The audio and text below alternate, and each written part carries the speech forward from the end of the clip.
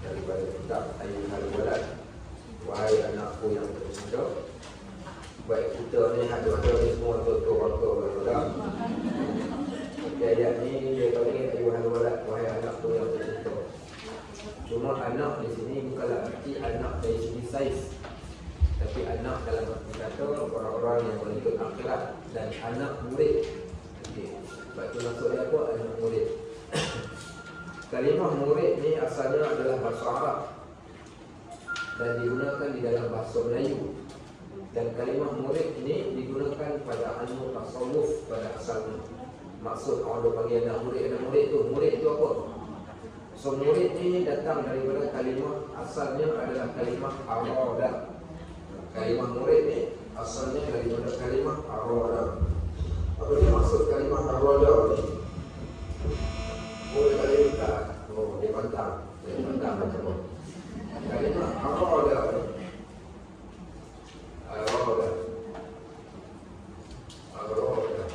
arada ni kehendak dan irada. Daripada arada ni lah datang kalau kalimah muridun. Apa dia muridun ni? Orang yang berkehendak akhirat. Okey, so murid ni digunakan dalam istilah tasawuf, maksudnya adalah orang-orang yang menginginkan akhirat. Baik, sebab itu dalam Al-Quran, bahkan dalam hadis Nabi SAW disebut kalimah murid ataupun yurid ataupun arada ini. Contoh, may yuridillahi an yahdiya qalbah, siapa yang Allah nak berikan hidayah kepada dia. Contoh, may yuridillahu bihi ilman, siapa yang Allah nak bagi ilmu kepada dia. May yuridillahu bihi khairan, siapa yang nak Allah berikan pada dia kebaikan. So bila disebut siapa yang nak, kita pun kata kami nak. Okey, kami nak apa ni? Kami nak akhirat. Maka disebabkan kami nak akhirat ni, maka mereka ni dipanggil orang-orang yang ada keinginan untuk cari akhirat. Kerana ada orang yang tak nak, ada orang yang nak. Maka samalah juga dengan orang yang belajar ilmu. Kita yang datang hari-hari ni untuk ilmu ni ada dua kumpulan. Ada orang yang datang tajam tak fiqh, kadang datang, kadang tak datang. Hari ni tengok tak ada apa nak buat, datang je lah. Okay, so dia datang sebab orang. Maka orang yang macam ni dapatlah sikit ilmu dia, dapatlah sedikit kebaikan. Tapi ada orang yang dia datangnya sebab dia sedar diri. Dan saya yakin ramai semua sedar diri berlaku. Tak sedar diri tak datang. So mereka yang sedar diri ni menginginkan akhirat ni dinamakan mereka dengan kalimah murid. Okay. Ataupun disebut salih. Kan kita dah cerita dah, salih ni orang yang menempuh satu jalan untuk mencari kebahagiaan dan kebaikan di sisi Allah. Baik, kita dah masuk kepada nasihat yang ke-15. Nasihat yang ke-15 ini ada 8 wasiat. Dalam nasihat ke-15 ni ada 8 wasiat. Kita akan baca satu-satu. Baik, kata Al-Imam Hatim Al-Asam. Okay, bukan Al-Asyam. Al-Asyam ni bunyi lain macam pula. Asyam macam asam pula. Baik, kita ambil ejaan dia dalam ejaan Arab. Ejaan Arab dia. Okey, Hatim, nama dia Hatim.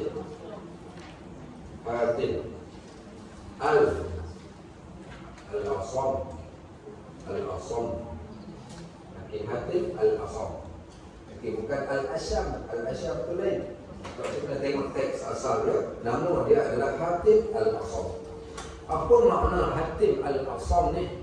Okey, kita dah ceritakan sikit pada minggu yang lalu berkaitan tentang Hatim Al-Asam. Nama dia Hatim Al-Asam, itu gelaran. Boleh ke gelar orang pula ke tak boleh kita gelar orang? Dah lah gelar pula gelaran yang tak baik, Hatim yang pekak. Biar betul, boleh ke panggil kat orang pekak ni? Contoh, Pak Mat tempe tadi tukarkan uang tempe, pekak, Pak Mat pekak. Baik, boleh ke nak panggil Pak Mat pekak? Sebenarnya yang pekak bini dia, Pak Mat tempe tak pekak. Kata je kelambi, so orang pergi beritahu Pak Mat, sila, kan tak dengar tu. Okey. So, boleh ke panggil dekat orang, gelarkan pada orang dengan gelaran yang buruk. Baik, ada orang perkataan buruk, tapi bila dinisbahkan pada seorang, perkataan itu jadi baik. Contoh, Nabi SAW digelar Nabiyul Ummi. Nabiyul Ummi, apa maknanya Nabiyul Ummi? Nabi yang tidak tahu membaca. Kalau kita tak tahu membaca ni satu keaiban pada kita hari ini kalau tak pandai membaca. Tetapi tidak tahu membaca kepada Nabi SAW adalah satu mukjizat. Kenapa mukjizat? Dalam keadaan dia tak boleh membaca, kenapa Allah sengaja jadikan Nabi ini Nabi yang tidak boleh membaca supaya nak tunjukkan kelebihan Al-Quran itu yang diberikan kepada baginda, bukan dia reka daripada dia. Sengaja dijadikan begitu.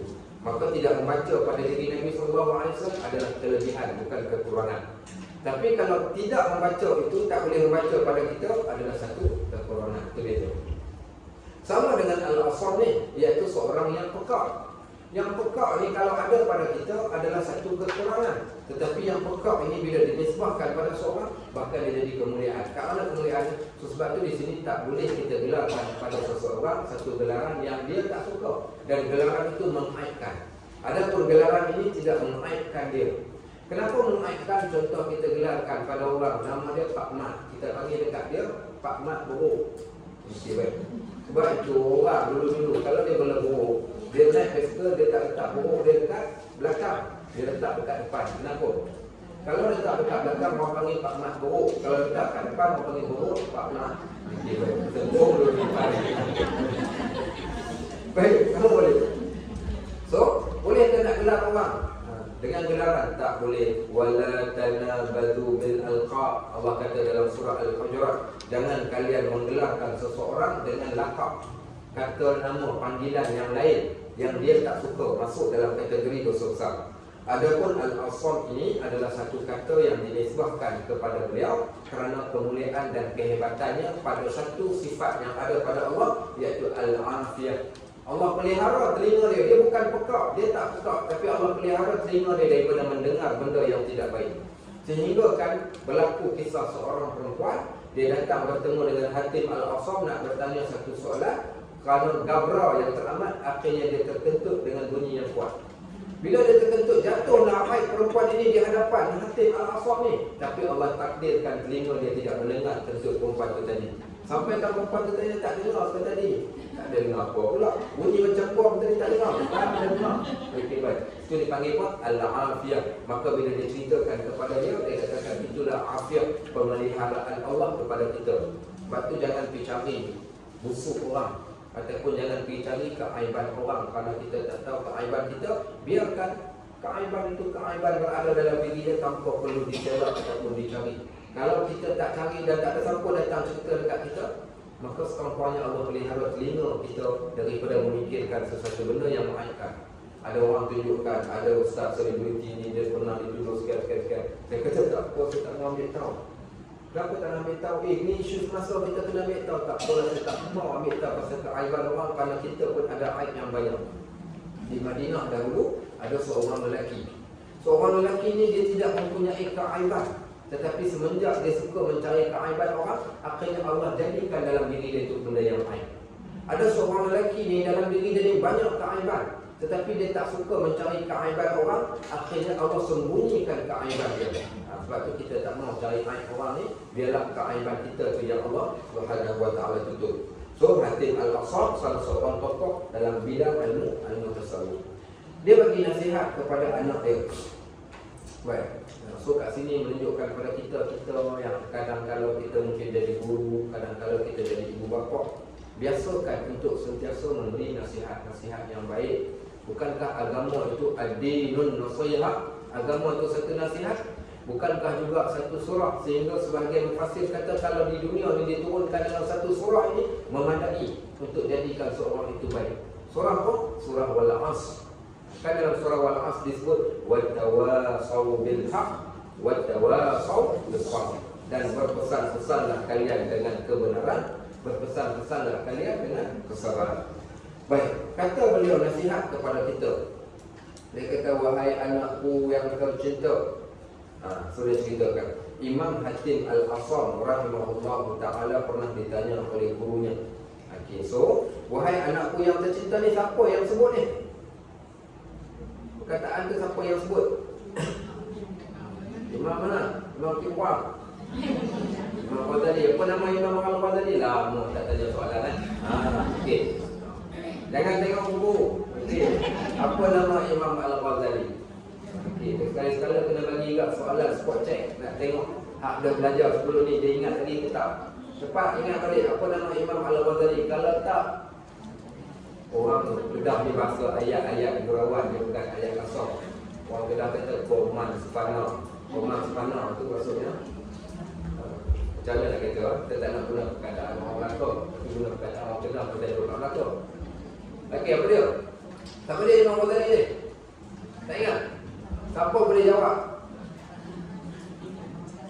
Pernah? Abu Hamid Al-Ghazali, itu pun gelaran dia. Oh, adik kita angkat tangan dekat-dekat ayah adik. Adik kita nak jawab. Oh, dia saja angkat tangan. Kan kat tangan nak jawab betul. Ingat saya Imam Syafi'i. Imam Syafi'i ketika berusia 9 tahun belajar dengan Imam Malik. Dia tulis tangan dia dengan air dia kat atas tapak tangan. Bila ditanya oleh Imam Malik, dia boleh jawab. Okey, baik. Siapa nama Imam Al-Ghazali? Muhammad bin Ahmad bin Muhammad bin Ahmad Al-Ghazali Al-Qusi Al-Nisaburi. Muhammad bin Ahmad bin Muhammad bin Ahmad. Dan dipanggil beliau juga dengan Abu Hamid Al-Ghazali. Abu Hamid Al-Ghazali. Kerana dia ada anak yang bernama Hamid, maka dia dipanggil dengan panggilan Abu Hamid. Baik, Muhammad bin Ahmad bin Muhammad. Nama sudah menggambarkan bagaimana dia seorang yang amat mengasihi dan mencintai Nabi SAW. Baik, ingat tu. Nanti keempat kita tanya lagi. Imam Hatim Al-Asam ni kata, yang kata wahai anakku yang tercinta ni siapa kata? Imam Ghazali kata. Imam Ghazali yang kata. Dia kata Imam Hatim Al-Asam. Dia cerita dekat anak murid dia, dia kata wahai anak muridku, yang aku kasih tahu dah Imam Hatim Al-Asam. Imam Hatim Al-Asam ni, pengarang ni dia tulis ataupun penterjemah, dia saja masukkan dalam kurungan tu yang wafat pada tahun 230 Hijriah. Baik, soalan yang kedua, di antara Imam Hatim Al-Asam dengan Imam Al-Ghazali ni siapa lebih dahulu? Hatim Al-Asam dengan Imam Al-Ghazali ni siapa lebih awal? Imam Ghazali lebih awal. Pandai tapi salah. Imam Ghazali lahir, tulis kat dalam buku tu, Imam Ghazali lahir tahun 450 Hijriah. Imam Ghazali tak lahir tahun 450 Hijriah, meninggal tahun 505 Hijriah. Okey, umur dia berapa? 55 tahun. 55 tahun dah meninggal muda, tak sempat pencet. Okey, baik. So 450 505. Okey, 505. Sedangkan Hatim Al-Asam 237. So siapa dulu? Imam Hatim Al-Asam lebih dahulu, lebih awal daripada Imam Al-Ghazali. Baik, tahun 200 Hijriah ini adalah tahun dipanggil tahun Tabi'in. Okey, tahun apa? Tabi'in. Apa makna maksud Tabi'in ni? Iaitu orang ni dia tak pernah jumpa dengan sahabat, tapi dia hanya jumpa para tabi'in saja. Sempat jumpa sahabat? Tak sempat jumpa. Sebab 100 tahun ni satu generasi juga. So dia orang ni tak sempat jumpa dengan para sahabat, tapi sempat jumpa dengan para tabi'in. Okey, sebab tu digelar tabi'in. Okey, baik. Tahun 300 Hijriah tabi'in. Okey, baik. Tahun 400 Hijriah maka mereka ini dipanggil dengan golongan khalaf. So Imam Ghazali ni kumpulan mana ni? Kita panggil mereka khalaf. Khalaf ni orang terkemudian. Okey, so khalaf ni orang terkemudian. Tahun 100, 200, 300 tabi'in dan juga kumpulan tabi'in. Baik, sama boleh. Pernah ditanya oleh gurunya Imam Syafi'i Al-Balqi. Okey, untuk guru kepada Imam Hatim Al-Asam. Sebab tu tengok tarikh wafat 194 Hijriah. 194 Hijriah masih lagi tabi'in, tapi dia lebih awal daripada anak murid dia. Baik, Syafi'i Al-Balqi ni ditanya, engkau telah belajar. Guru dia ni tanya Hatim Al-Asam. Dia kata, Hatim, engkau telah belajar daripadaku selama 30 tahun lamanya, subhanallah. 30 tahun lama. Sebab tu saya dah sebut kat tuan-tuan, dulu ada 6 syarat untuk tuntut ilmu. Okey, salah satu daripada 6 syarat tu panjang masa dia. Ingat lagi tak 6 syarat tu? Taubat tak ingat kalau tanya tadi. Okey, baik. So ingat balik 6 benda. Nak dapatkan ilmu ada 6 benda. Apa dia? Lan tanalal ilm. Siapa kata ilmu ni nak tentu dia kena ada 6 syarat ni? Siapa yang kata? Imam Asy-Syafi'i rahimahullah. Lan tanalal ilma illa bi sittatin sa'utbika an tafsiliha bi bayanin zaka'in wa harsin wa ijtihadin wa bulghatin wa suhbatu ustad wa qulu zamanin. Apa dia kata Imam Asy-Syafi'i? Dia kata kamu takkan dapat ilmu melainkan mesti dengan 6 benda. Kamu takkan dapat ilmu ni melainkan mesti kena tuntut ini dengan ada 6 syarat ni untuk dapatkan ilmu. Tanpa 6 syarat ni nescayakan dia takkan dapat pun ilmu tersebut. Apa dia 6 syarat tu? Syarat yang pertama. Okey, bagus. Okey, syarat yang pertama. Zakat nombor 1. Zakatul. Okey, zakat. Dan tanal al-ilm alladhi sintatin fa'utbika an tafsilha bi bayan zakat wa harsun. 2 Harsun. Akid 3 Ijtihad. Zakat wa harsun wa ijtihad. 4 Zakat wa bulghatul. Nampak? 5 Suhbatul Ustaz.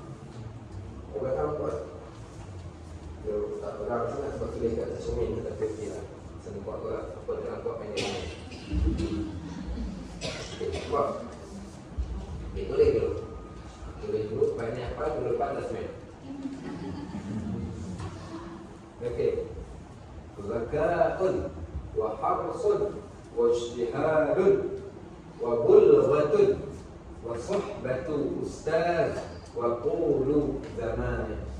Okey, ada 6 syarat untuk sesiapa nak dapatkan ilmu, dia mesti kena ada 6 syarat. Zakatun wa harsun wa ijtihadun wa bulghatun wa suhbatu ustaz wa qulu zaman. Okey, ada 6 syarat untuk dapatkan ilmu. Tak apa, siapa susah tulis Jawi, tulis Arab, boleh tulis Rumi, tulis terjemahan tu. Kalau nanti pukul 11 malam tak boleh dia boleh tulis. Okey, macam tu dia siap. Okey, apa makna zakat? Zakat ni yang pertama syarat nak dapat ilmu ni kena cerdik. Kalau cerdik tak mai, kalau tak cerdik tak mai rumah haji ni. Orang ramai ni semua orang cerdik belaka. Bila cerdik tu, cerdik ni bila boleh bezakan di antara roti canai dengan tosin. Mungkin cerdik lah tu. Yang ni roti canai, yang ni tosin. Bila boleh bezakan di antara nasi goreng dengan nasi putih, cerdik lah tu. Maksud cerdik yang apa? Bila mana dia memayis, dia boleh nilai yang mana yang baik, yang mana yang tak baik. Itu orang cerdik. Nak tahu kita ni cerdik ke tak cerdik, SPM berapa, SPM 10A baru boleh datang rumah lagi. Tak. Maksud cerdik ni boleh nilai yang mana yang baik dan yang mana tak baik. Itu maksud cerdik. Sebab itu orang yang tak pandai menilai ilmu itu satu keperluan, dia tak akan datang. Menunjukkan jadi kurang cerdik. Salah dalam menilai sesuatu benda. So mesti kena cerdik. Baik. Yang kedua, wa harsun. Apa dia harsun? Harsun ni kena ada keinginan. Kalau tak ada keinginan, okey hari ni hari Isnin, berapa bulan, 3 hari bulan, betul ke 3 hari ni? 3 hari bulan 10. Okey, kita jemput penceramah jemputan kita, iaitu malaikat maut. Okey, baik. Jemput malaikat maut pun tak tentu lagi dia boleh ingat. Pasal apa? Pasal tak ada keinginan. Lepas tu kalau tak ada keinginan, dia tak payah cerita lah cakap dekat dia hari ni lepas habis kuliah kita ada jamuan nasi biryani gam. Obat tak main, walaupun nasi biryani gam. Sebab tak ada keinginan. So orang yang menuntut ilmu ni, dia mesti ada keinginan. Tak melampau keinginan, minta maaf dekat belakang. Siapa pun datang ceramah pun, dia takkan sudi nak datang. Baik, yang ketiga, wajtihadun. Apa dia wajtihadun tu? Kena ada sungguh-sungguh. Sebab tu bila datang majlis ilmu ni, dia ada 3 geng. Okey, 3 geng ni boleh tu jangan lebih daripada 3 lah. Okey, baik. Kun aliman. Sorry, orang dalam bab ilmu ni ada 4 kumpulan. Okey, jangan jadi yang nombor 5. 4 kumpulan itu dikira memadai. Kun aliman, jadi orang yang alim. Au muta'alliman, orang yang belajar. Au mustami'an, orang yang mendengar. Au muhibban, orang yang kasih. Wala takun khamisan fatuhlik. Jadilah 4 daripada 5 ni. Yang pertama, boleh jadi tak orang alim, boleh, tapi kena belajar. Baik, yang kedua jadi apa? Kalau tak boleh jadi alim, jadilah orang yang muta'allim. Muta'allim ni orang yang belajar. Tak boleh jadi orang yang terpelajar, jadilah orang yang belajar. Baik, kalau tak boleh jadi orang yang belajar, jadilah orang yang mustami', orang yang mendengar. Apa beza pula Ustaz? Belajar dengan mendengar, beza. Okey, yang belajar, mendengar sekadar mendengar. Mendengar tak perlu pun peralatan ilmu, tapi belajar perlukan peralatan ilmu. Kita bukan Imam Syafi'i, boleh tulis pakai idea kat atas tepuk tangan. Sebab tu peralatan ilmu antaranya adalah buku, peralatan-peralatan dia yang dia bawa ketika dia menuntut ilmu, yang tu beza. Baik, kemudian yang keempat, au muhibban, jadilah kalian orang yang kasih kepada ilmu. Kasih pada ilmu ni, minta maaf lah, apa namanya, fi'ah kau pergi tak orang mengajar ni, fi'ah kata pergi. Asal kau, akak tak boleh pergi lah fi'ah. Tak apalah sebab akak tak boleh pergi, kau kirim sekejap dalam akaun ni, bagi tahu turun beritahu dekat staf kata kita, kau dah bank in dah 1 juta dekat rumah lagi. Okey, pasal akak tak boleh datang. Tanda dia kasih pada majlis ilmu. Wala takun khamisan, yang kelima apa dia? Jangan kamu jadi orang yang mukrihan, orang yang membenci majlis ilmu. Fatuh boleh, nescaya kalian akan binasa. Baik, so kena semua ni kena tunjukkan, buktikan. Kita dalam skrip kelas melainkan. Siapa tengok semalam saya tabik dekat Dr. Zulkifli Muhammad Al-Bakri. Luar biasa orangnya. Anak meninggal, kuliah tak penting. Okey, kuliah dia pagi semalam, ada kuliah duha dia, tapi anak dia meninggal pukul 5 pagi. Kuliah dia keluarkan iklan, berjalan seperti biasa pukul 9 pagi. Kalau kita anak demam tak datang rumah mengaji. Dia anak mati, bukan sakit, anak dia meninggal dunia. Anak dia meninggal dunia, kuliah duha masih lagi berjalan. Apa dia kata? Dia kata saya buat kuliah kerana saya ingatkan Imam Al-Munziri. Imam Al-Munziri ketika anaknya wafat, apa dia buat? Dia hanya menghantarkan anak dia tidak sampai ke kubur, tapi hanya sampai di muka pintu sahaja. Karena apa dia kata? Ilmu itu lebih afdal, lebih mulia lagi dan lebih bagus daripada masa yang aku nak hantar dia pergi ke kubur. Karena yang dah mati adalah mati. Maka apa dia buat? Dia masih kekal di dalam majlis ilmu dia. Maka dia kata ambil kira di situ. Maka aku tetap buatkan juga majlis ilmu tadi. Walaupun anak dia meninggal dunia, so menunjukkan sungguh-sungguhnya. Sungguh-sungguhnya dia ketika mana menyampaikan ilmu. Baik, so kita pun kena ambil semangat tu sungguh-sungguh. Yang keempat, wal bulghatun. Apa dia makna bulghatun ni? Baik, kat mana tinggal rumah ni? Rumah ustaz nak telefon, nak cakap sikit boleh. Okey, ustaz free tak hari Khamis ni? Ada apa tu? Apa hari Khamis ni ingat nak jemput ustaz datang rumah buat apa? Untuk ustaz ajar kat kitab penawar hati ni, boleh tak? So dia jemput ustaz mai ke rumah dia. Sebab tu guru dulu mereka tak payah start kereta pergi mengajar kat tempat sana tempat sini. Dia hanya cukup cari satu pondok. Dia duduk dekat situ. Sebab tu orang panggil pondok. Dia duduk dekat situ, anak murid akan datang duduk kat depan dia. Sebab tu sampai ke mantu buku lagi, anak murid pasal duduk lama depan tu guru. Guru tak mahu rumah tu pasal duduk. Orang dulu anak murid datang jumpa guru di satu tempat. Sekarang anak murid tunggu di satu tempat, guru datang. Sebab tu walaupun rata ni kena pergi mencari. Carilah kat mana tempat yang boleh menambahkan ilmu bagi kita, pergi cari. Tuan-tuan tahu hari ni, saya tak tahu kalau ada yang lebih jauh. Kalau ada dekat sini yang lebih jauh, kita ada seorang daripada Muat ke tak Muat? Muat kan? Nampak? Daripada Muat, mana lagi ada jauh daripada Muat? Ada daripada Taiping ada? Ada daripada Taiping. Muat paling jauh, ada lagi lebih jauh daripada Muat? Tak ada dah, maka dia lebih jauh lagi daripada kita. Kalau pun nak nampak kamu, terpaksa sampai. Saya nak mengajar di masjid setiap malam. Ada seorang ada geng, kami panggil dia orang ni geng bank. Kalau semua kerja bank. Tapi saya memang kadang sampai menitikkan mata kita bila tengok satu orang ni dia bank. Dia pegang kunci tabung peti besi bank Islam, dia lah yang pegang kunci. Pagi pukul 8 pagi dia balik pukul rumah dia pukul 11 malam. Pasal pukul 11 malam habis saja dia cepat-cepat settlekan bank, kerja bank, maghrib tak balik ke rumah, terus pergi ke masjid pakai dengan baju kemeja dia lah, dengan seluar dia naik motor datang belajar, habis sampai ke waktu asyak. Lepas waktu asyak pergi pula belajar Quran pula di satu tempat yang lain. Dia kerja bank, tapi saya tengok semangat dia luar biasa, subhanallah. Satu orang yang kedua daripada seorang pensyarah daripada politeknik yang ikut kuliah saya. Kadang saya ada kuliah maghrib, ada kuliah asyak. Ada kuliah maghrib, pergi katil, kuliah asyak tu biduyung. Kita pun naik kereta lalu pun gelap, lalu pun air molek sana, tiba-tiba nampak ada orang naik motor mengikut belakang. Last sekali sampai kat depan kita baca, ada lagi motor dia. Saya pun tanya ada satu soalan. Boleh tak saya tanya satu soalan? Okey, kenapa dia sanggup ambil risiko tak balik rumah lagi, pergi ke dua tempat daripada kuliah maghrib datang ke kuliah asyak, duduk depan sekali. Dia kata, Ustaz, saya tak ada pilihan, Ustaz. Ini saja pilihan saya ada. Saya bukan orang yang kuat beramal, sekurang-kurangnya Allah tuliskan saya sebagai salah seorang penuntut ilmu pun dah badai. So kita ambil manfaat yang awal ni. Al-ilmu la ya'ti illa yata'atta bih. Ilmu tak datang, melainkan kita kena mendatangi ilmu. Sebab tu jangan tunggu ilmu di rumah. Dua kamu maaf cakap sahabat-sahabat kita yang mungkin ikut secara online ni, bukan kata tak bagus, tapi kalau boleh duduk kat depan ni lagi bagus. Tapi apa boleh buat kalau terpaksa jaga cucu ke jaga anak ke, daripada tak dapat langsung ilmu, online pun online lah. So yang kat depan ni kita panggil alam nyata, yang online alam main.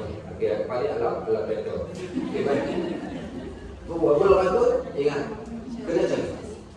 Wasuh bantu Ustaz boleh tak saya nak friend Ustaz dengan kat Facebook? Masa pun tadi Ustaz kata kalau nak dapat ilmu kena bersahabat dengan Ustaz. Bukan itu maksud saya. Bersahabat dengan Ustaz ni maksudnya kawan dengan orang yang berilmu, kawan dengan orang yang sukakan pada ilmu, kawan dengan orang yang boleh menaikkan semangat kita untuk dapat ilmu. Terutama kita katakan di kalangan guru-guru, bila kita berdamping dengan mereka, seumpama hadis, iaitu bersahabat dengan tukang besi dapatlah bau besi, bersahabat dengan tukang minyak wangi dapatlah wanginya. Maka begitulah keadaan di sebelah dia.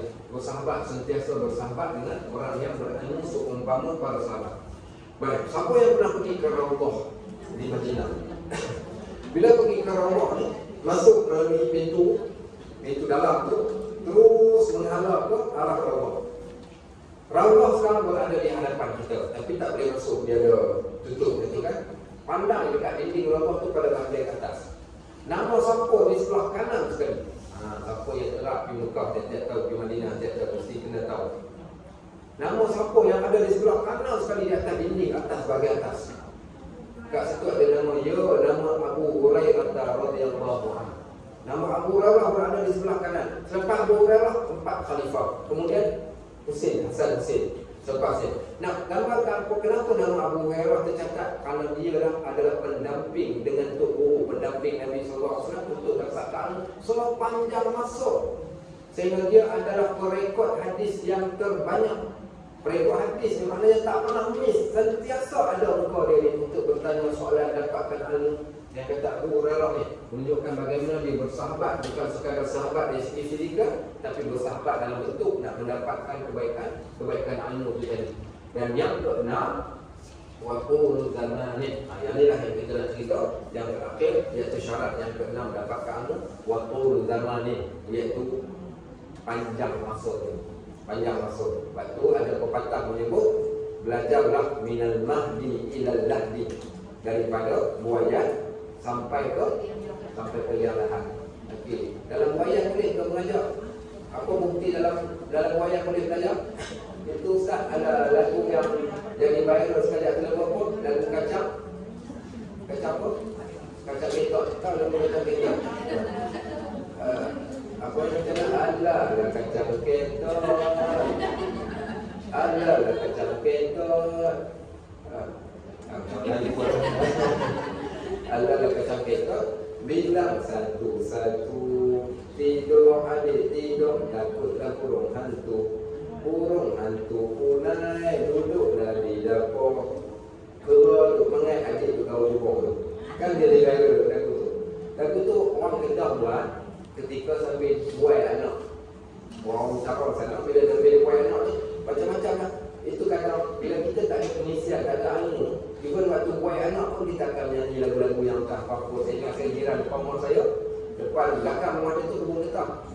So mak dia waktu buaikan adik dia tu, mak dia akan nyanyi sampai saya boleh hafal. Tak bila lebih naik kat rumah dia, mak dia nyanyi lagu rumah dan kami tepilah kebun sambil duk buai. Nyanyi. So apa yang kita ambil kisah Anas bin Malik. Anas bin Malik ni dia kanak-kanak yang pertama perkataan keluar daripada mulut dia adalah perkataan Allah.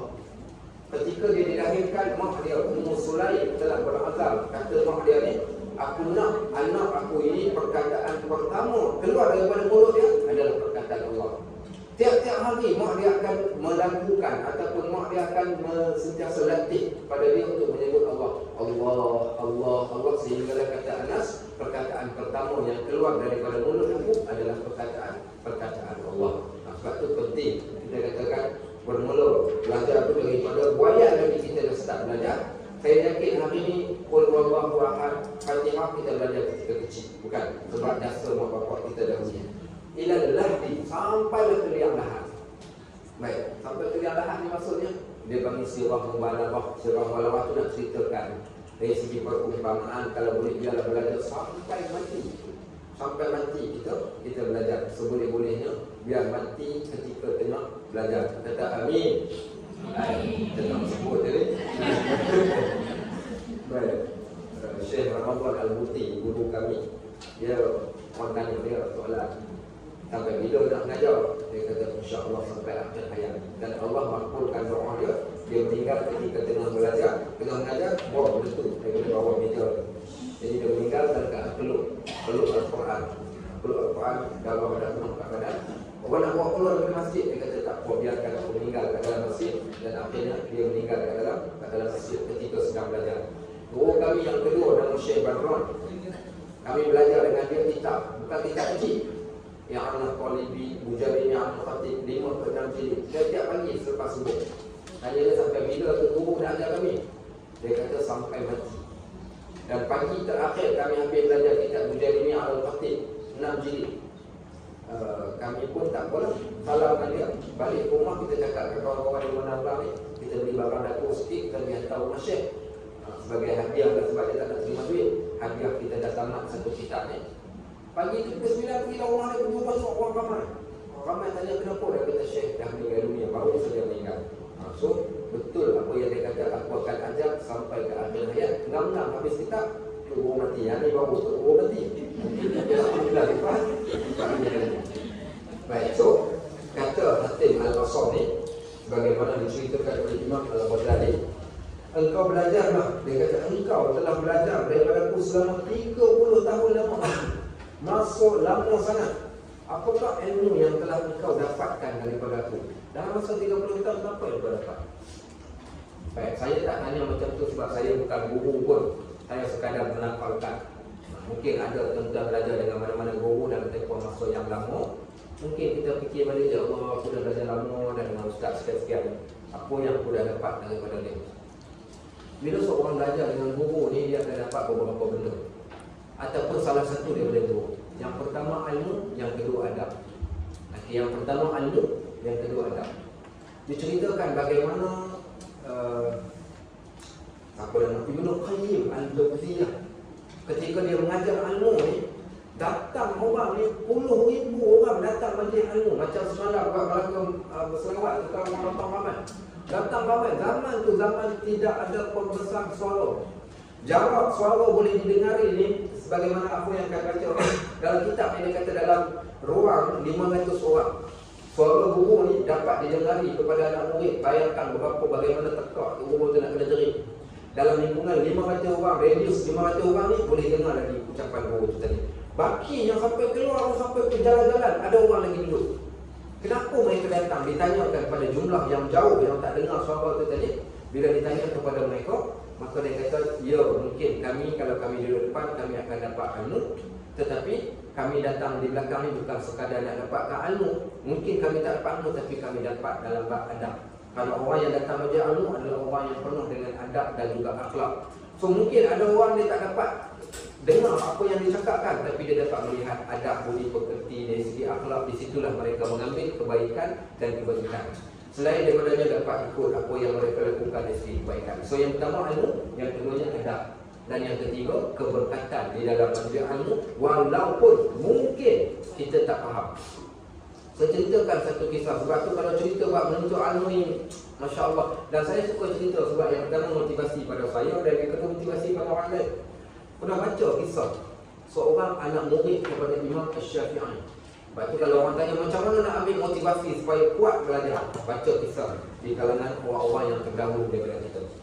Anak murid Imam Syafi'i, salah seorangnya bernama Ar-Rabi'. Ar-Rabi' dia sampai Imam Syafi'i ni pernah kata dekat dia, dia kata, wahai anak murid aku, kalau ilmu ni boleh suap masuk dalam mulut, engkau orang pertama aku nak suap. Sebab anak murid dia ni nama yang amat lembab. Berapa puluh tahun dia belajar? 40 tahun belajar dengan Imam Syafi'i. Tapi akhirnya apa berlaku? Akhirnya dia menjadi pelajar terbaik setelah 40 tahun sekali. Sehingga kan Imam Syafi'i bila nak mengajar diberikan satu tempat duduk yang khusus kepada anak muridnya, sampaikan dia berkata, inilah pelajar menuntut ilmu yang betul. Dia sabar selama 40 tahun daripada tak dapat ilmu, akhirnya Allah berikan kepada dia ilmu tersebut. Baik, satu soalan. Okey, siapa pernah dengar kisah penuntut ilmu paling jauh? Penuntut ilmu paling jauh. Pernah? Kalau ada orang buat teka-teki. Okey. Nama dia adalah Baqi' bin Makhlad. Okey, seorang lelaki. Nama dia Baqi' bin Makhlad ataupun dikenali dengan Ibnu Makhlad. Okey, siapa yang ni balik tu cari nama ni, cari kisah cerita dia ni untuk memotivasikan kita. Ibnu Makhlad. Nama dia Ibnu Makhlad. Siapa dia Ibnu Makhlad ni? Kalau siapa boleh cek jarak, dia adalah orang, bukan orang Melayu, bukan orang Jawa, bukan orang Arab, tapi dia orang Spain. Dia adalah orang yang asal negara dia tu negara Spain, Andalus, Spain ni. Baik, bayangkan tengok, dia boleh berjalan kaki, bukan naik kenderaan, bukan naik kapal layar, bukan naik kapal terbang, berjalan dengan kedua kaki dia daripada Spain pergi ke Baghdad.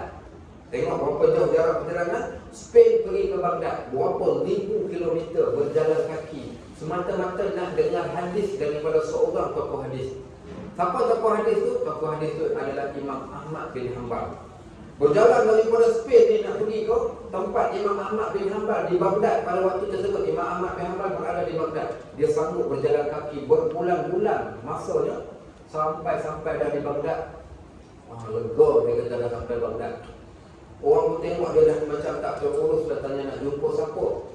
Saya datang ni nak pergi belajar dengan Tok Guru di sini, iaitu Imam Ahmad bin Hanbal.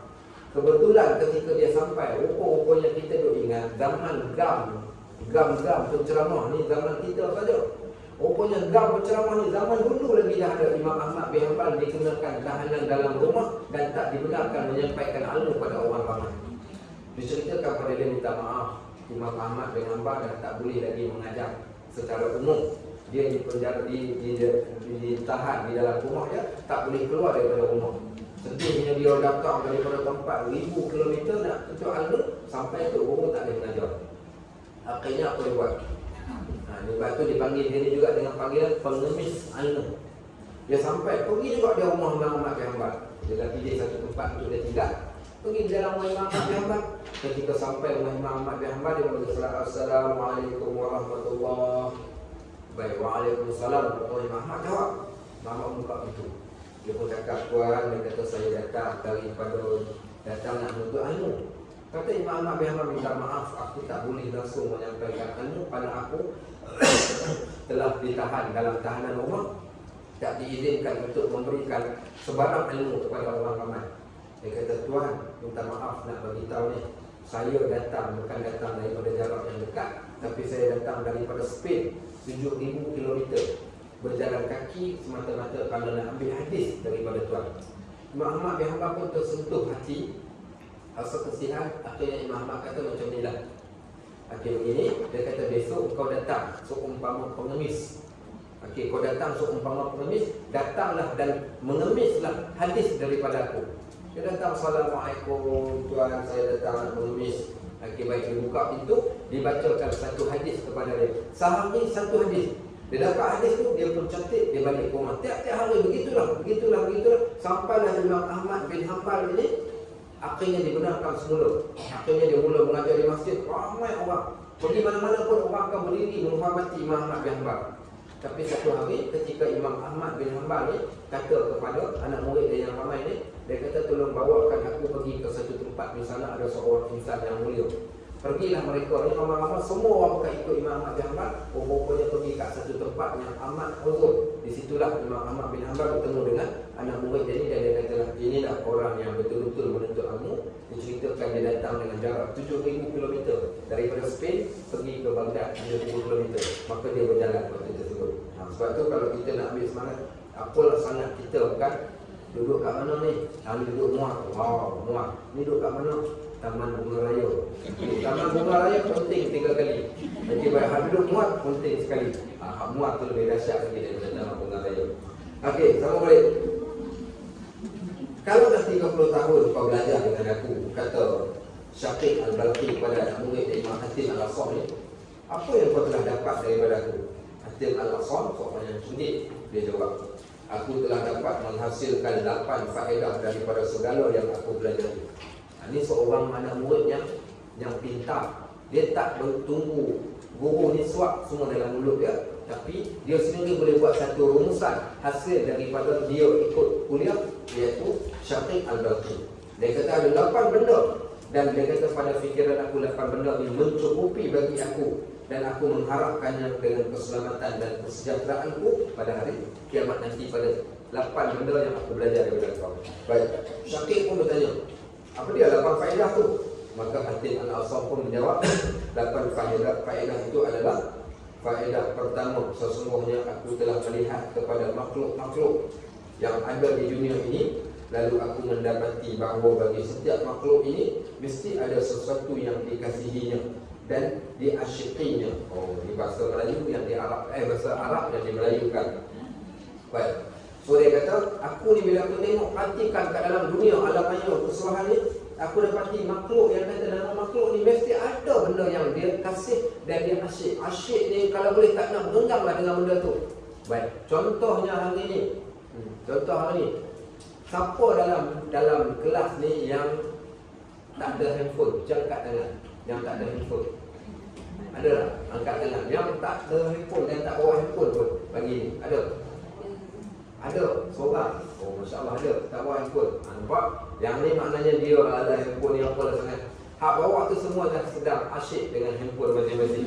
Handphone umpama nyamuk. Kalau tak bawa handphone dia rasa naik motor dah ni 10 km patah balik. Assalamualaikum. Asal belakang tak pergi dah ni, kenapa balik pula? Tertinggal lah apa nama PA. Tinggal apa bang? Tertinggal Quran. Baik. Apa dia jadi dekat PA? Allahu Akbar ke depan dia terpengsan. Kenapa dia benar terkejut? Suami dia buang teriak, tertinggal Quran, patah balik. Tapi kalau berlaku macam tu luar biasa. Tak berlaku macam tu. Apa yang berlaku? Tertinggal handphone, sanggup patah balik. So menunjukkan kita asyik tak dengan handphone, asyik. Nak tahu asyik tak asyik kita, sebab tu saya katakan, pernah tahu tak? Saya pernah cerita tak ada setan mata 1, ada setan mata 2, ada setan mata 3? Pernah? Tak pernah. Ada satu lagi setan, sekarang ni setan mata 4. Setan ni setan mata 3. Ni. Okey baik. Yang ni setan mata 3. Ada hak mata 1, ada hak mata 2, ada hak mata 4. Okey baik. So tengok masing-masing setan yang ada. Yang ni lah yang kadang-kadang nak solat di awal waktu jadi di hujung waktu.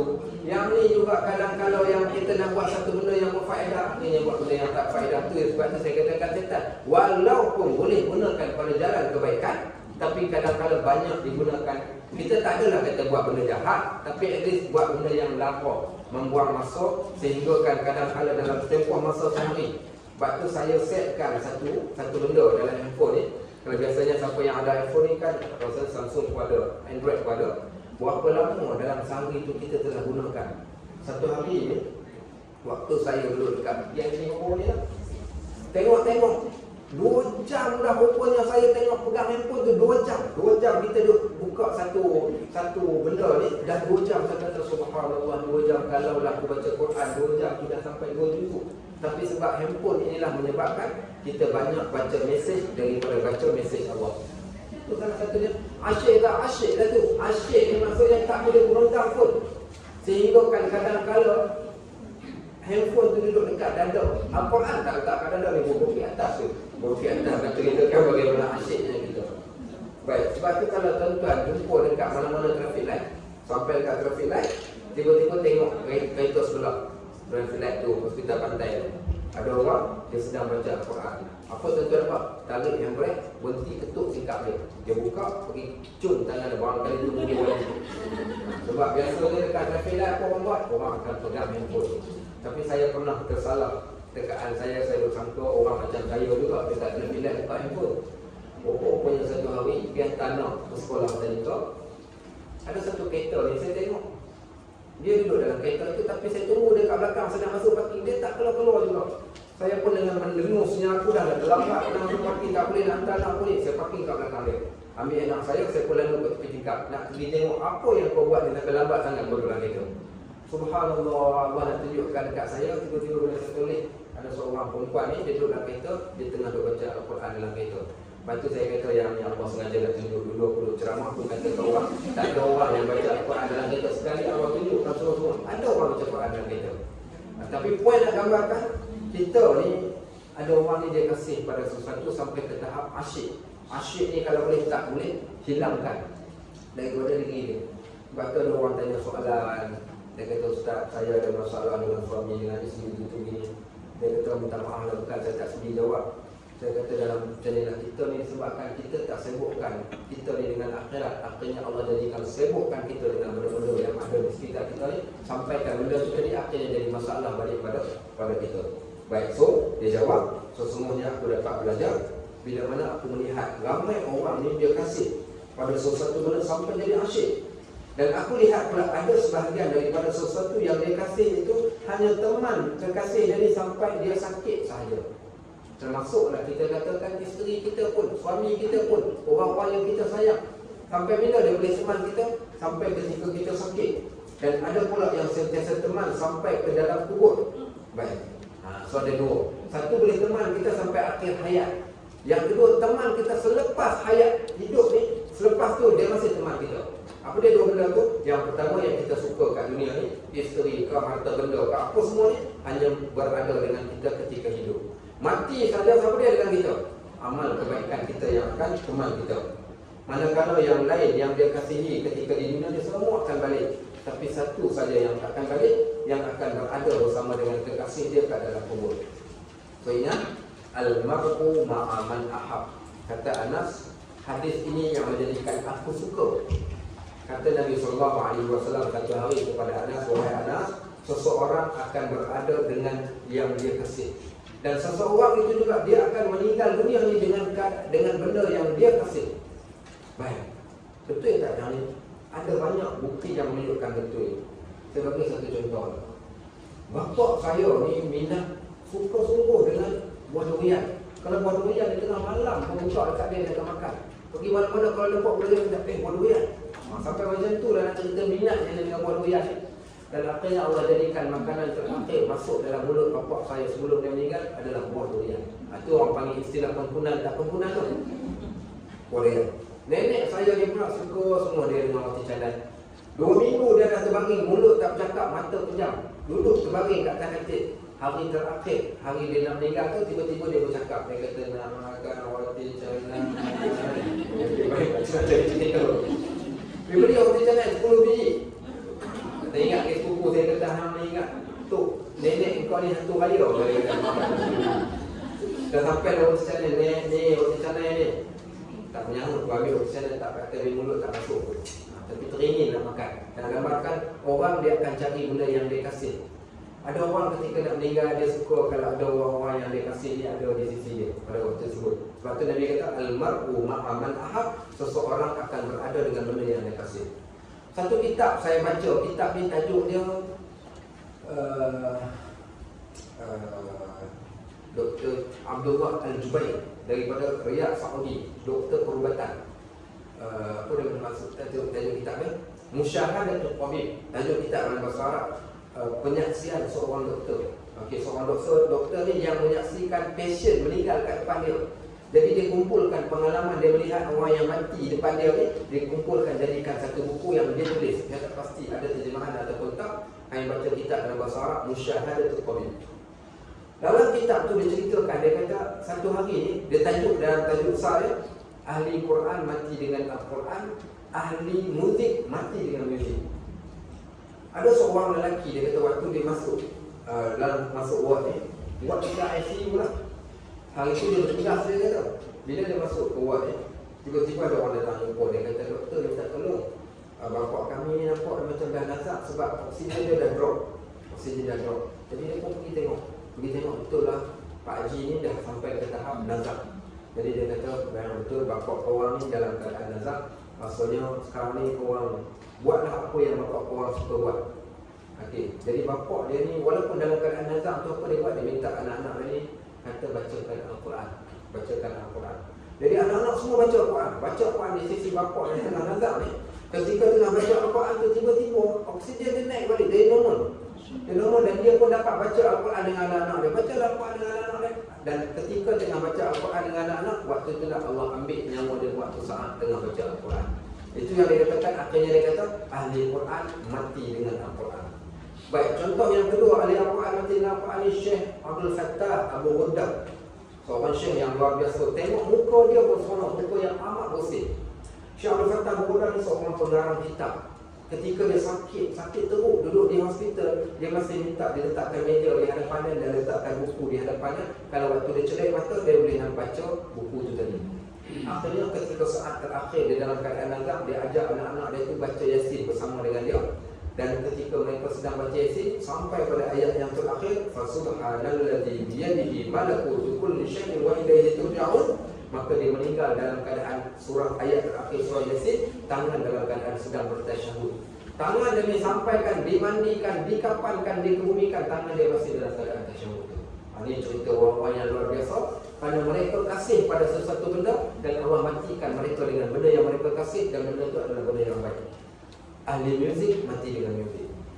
Kaki karaoke, pantang dengar muzik bunyi ujung sana, kaki kat sini dah goyang lah. Apa berlaku seorang Pak Haji ni pula? Waktu tengah nazak dekat hospital, dia minta anak-anak dia kata, minta, boleh tak ayah nak minta tolong, boleh tak pasang lagu Ail Amir dengan Uji Rashid. Okey, baik, contohnya. Mungkin apa-apa lagu yang dia suka, minta suruh anak, kan hari ni orang suka 7 lagu yang dia minat lagu tu. Okey, jadi bapak dia minta anak tolong pasang lagu. Jadi bila dah bapak minta macam tu, pasang lagu. Bila pasang, akhirnya Allah ambil nyawa bapak dia saat ketika dengar lagu tadi. Bila dia tanya apa pekerjaan bapak, orang kata bapak kami adalah ahli muzik. So ahli muzik mati dengan muzik, ahli Quran mati dengan Quran. So apa yang kita cinta, biarlah benda yang cinta tu boleh teman kita kat kubur. Jangan cinta dekat dunia semata-mata, akhirnya benda yang dicintai itu akan meninggalkan kita, bahkan mendatangkan mudarat bagi kita saat ketika kita meninggal. Baik, walhamdulillahirabbil alamin. Allahu Allahu Allahu